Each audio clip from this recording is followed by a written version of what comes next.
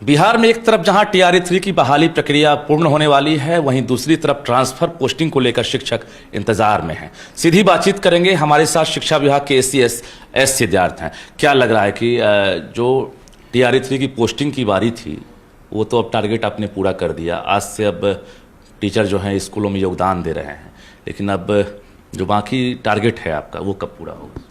देखिए, हम लोग का था कि जो टीआरई 3 हैं ये वो टीचर हैं जो परीक्षा लेके बड़े लंबे अरसे से ये इंतज़ार में थे अपने पोस्टिंग का।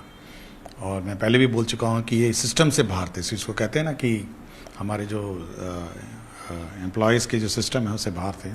और सबसे पहले इनको लाना था कि भाई आप आके अपने स्कूल्स ज्वाइन करें, और आज से ये लोग ज्वाइनिंग दे दिए हैं। मैं सभी को मेरी शुभकामनाएँ देता हूँ और मैं चाहूँगा कि अच्छी तरह सबको पढ़ाएं जी। तो जब वो योगदान दे देंगे और उसके बाद वो उस स्थानों पर योगदान दे रहे हैं जहाँ टीचरों की कमी है, तो अब हमारी जो नेट वैकेंसी है उतना वो रिड्यूस हो जाएगी। मतलब जहाँ मतलब जो प्राइमा फेसी जो तस्वीरें हैं कि खाली जगह पर पोस्टिंग करना आसान होता है, लेकिन भरे हुए जगह पर जो है तो एक बड़ी चुनौती होगी आपके। हाँ, भरे हुए स्थानों पर क्या होता है कि एक जैसे मैं उदाहरण स्वरूप देखता हूँ, देखिए सक्षमता वालन तो हम लोगों ने जिला स्थानांतरण किया, वो इसी कारण से किया कि 10 साल से लोग इंतज़ार कर रहे थे और अभी प्रक्रिया में है जो सॉफ्टवेयर है, क्योंकि सब सॉफ्टवेयर में होता है, उसी के माध्यम से उसको अलॉट करते हैं। लेकिन वो जो टीआरई 1 और टीआरई 2 का बिल्कुल रैंडम फैशन में जो पोस्टिंग हो गया था, अब उसको अंडू करना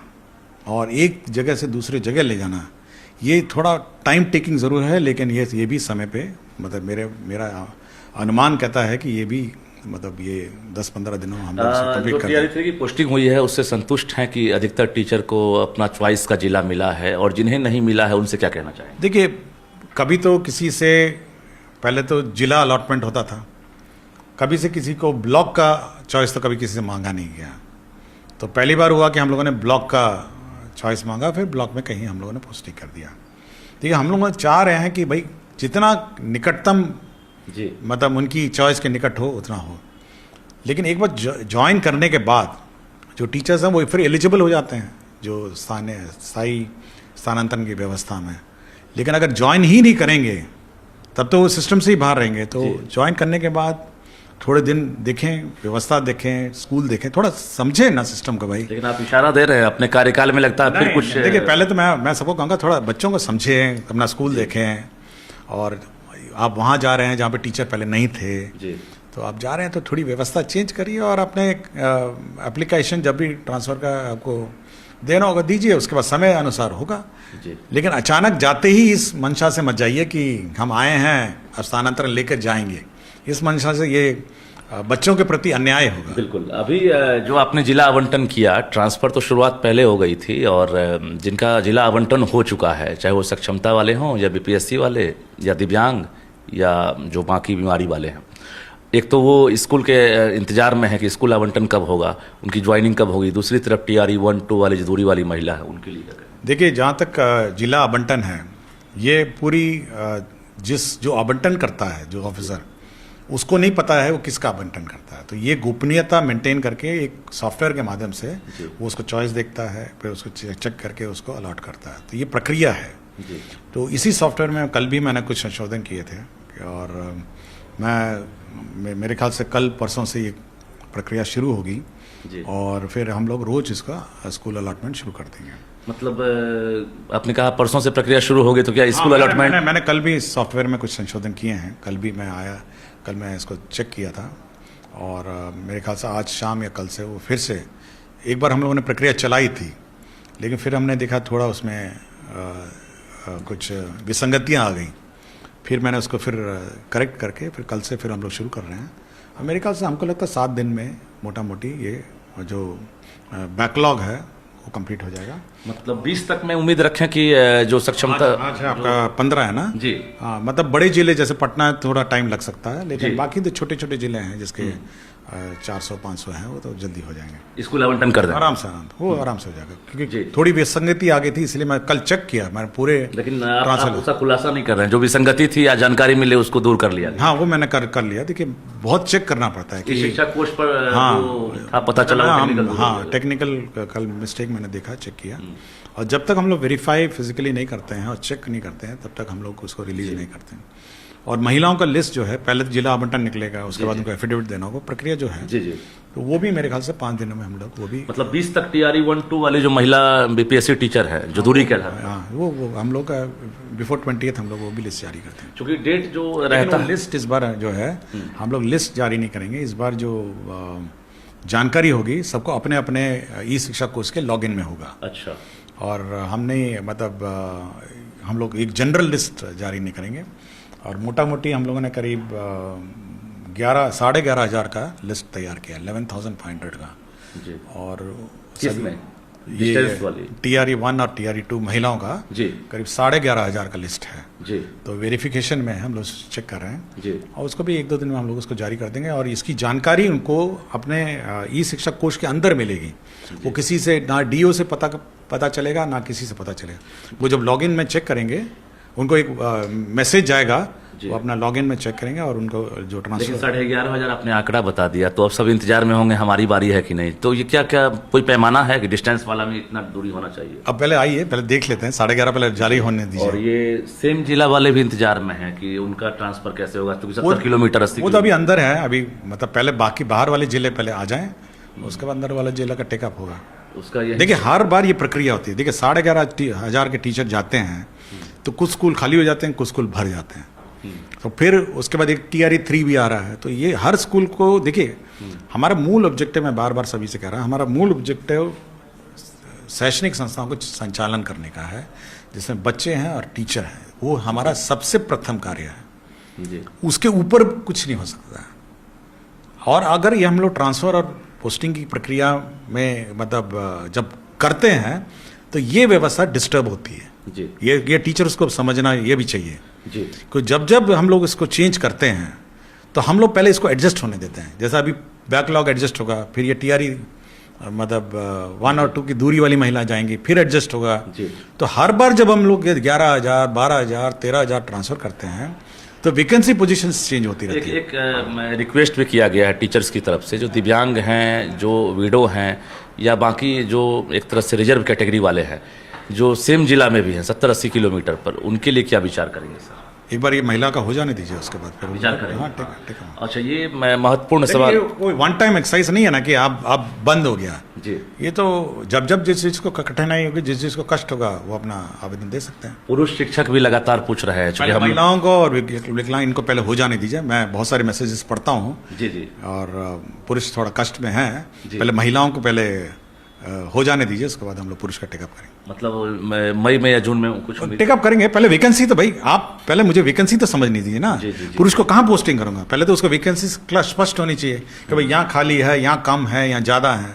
पहले एक बार सेटल हो जाने दी सिस्टम को, उसका पुरुष का। अच्छा, ये जो स्कूल आवंटन करेंगे सर, अभी आप जिनका ट्रांसफर हो चुका है उनको ज्वाइन कब कराएंगे? क्योंकि स्कूल आवंटन तो आप कर देंगे 2-3 दिन में मान लेते हैं, और साथ ही साथ हम लोग ज्वाइन करा देंगे। ज्वाइन भी करा देंगे। उसके बाद फिर TRE 1-2 जो करेंगे ट्रांसफर, जिला आवंटन, तो साथ ही साथ चलेगा। कोई ऐसा नहीं है कि टाइमलाइन के ये करेंगे तो उसके बाद मतलब वेट नहीं करना नहीं पड़ेगा। नहीं, अच्छा। साथ ही साथ हो जाएगा। और ये TRE 3 वाले जो अभी ज्वाइन किए हैं आज से, हाँ। तो क्या इनको अभी स्कूल में पढ़ाना है या इनको ट्रेनिंग में भेजेंगे अब?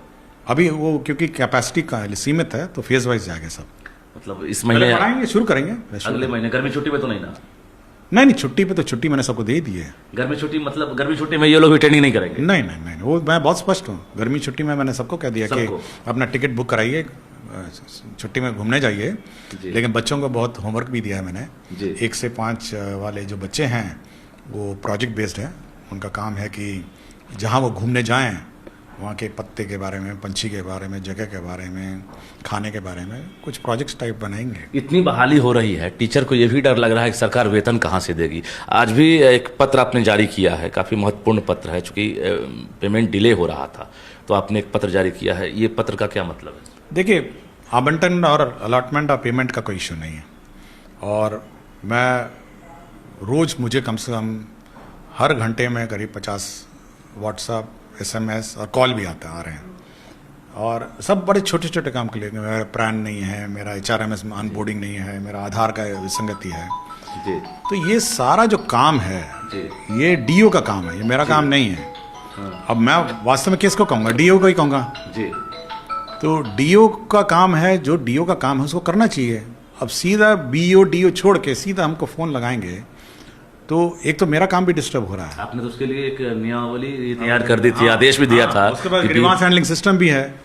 तो जब सब है तो फिर सीधा एसीएस को फ़ोन करना ठीक है, अच्छी बात है, टीचर से संपर्क में है, सीधा आपके पास फोन आ रहा सीधा फ़ोन करते हैं लोग सीधा टीचर सीधा फ़ोन करते हैं है जी। तो मेरा यही है कि जब तक टीचर का वेतन नहीं तब तक डीओ और उनके कार्यालय का वेतन नहीं। ये आदेश लागू हो गया। लागू हो गया सीधा सीधा। मतलब पहले टीचर वेतन पर टीचर का हक है पहला, और उसके बाद कार्यालय वाला अपना निकालेंगे। जी।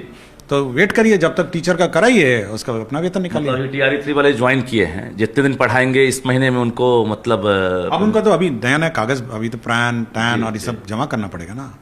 लेकिन जो पुराने हैं टीआरई 1 टीआरई 2 है, सक्षमता पास है, बाकी सब उनका तो पहले वेतन। एक सवाल और है, मुझे लगातार रिक्वेस्ट भी किया जा रहा है, वो लाइब्रेरियन जो है उनके ट्रांसफर को लेकर लगातार डिमांड किया जा रहा है, वो भी बहुत वर्षों से काम कर। अभी पहले टीचर्स का हो जाने दीजिए, उसके बाद हम देखेंगे। और क्या टारगेट है सर अभी आपका? फिलहाल आपको लग रहा है कि चूंकि युद्ध स्तर पर आपने अभी शुरुआत की है, एक के बाद एक देख रहे हैं। मेरा टारगेट बहुत ही स्पष्ट है, और कि गुणवत्तापूर्ण शिक्षा जी और education, quality of education improve करने का मैं बहुत रोज़ दिन रात हम लोग यही कर रहे हैं।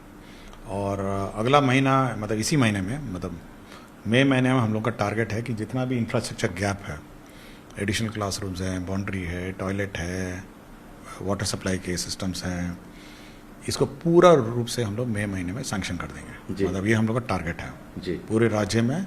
कॉलेजेस में एकेडमिक ब्लॉक है, वो भी हम लोग इसी महीने सैंक्शन कर देंगे। पूरे कार्यकाल में आपको एक चीज़ एहसास हुआ होगा कि एक के बाद एक जो है बर्डन लगातार दिख रहा होगा। ये ट्रांसफ़र पोस्टिंग 1,90,000 का एक सबसे बड़ा मुझे लग रहा है कि टारगेट भी है और अचीवमेंट भी आपका हो सकता है।